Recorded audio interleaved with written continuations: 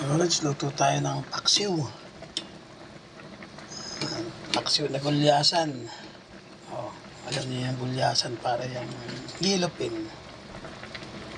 Tambakol yan. Yung tawag dito, gulyasan o tambakol, isa lang yata yan. Pero sa kapareha siya ng yellow pin yan. Ano siya.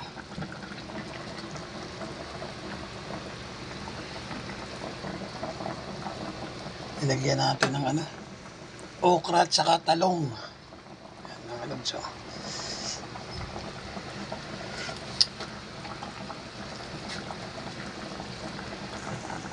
Sa ating ulam ngayon, lagyan natin ng sili.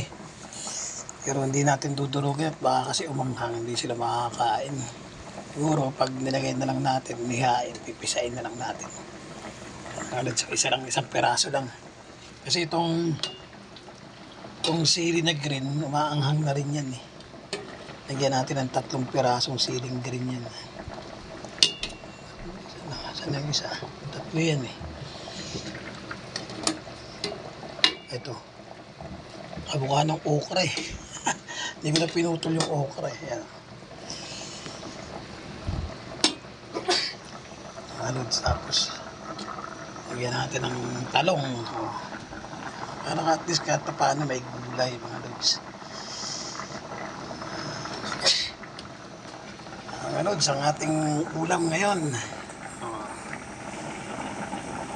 Ayos na ito mga lods.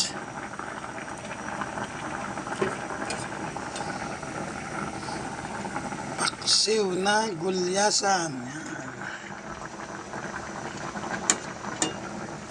So, sarap. Pwede na ito mga lods. Luto na.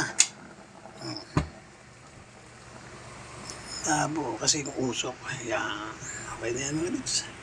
Luto na po ang ating paksiw na gulyasan.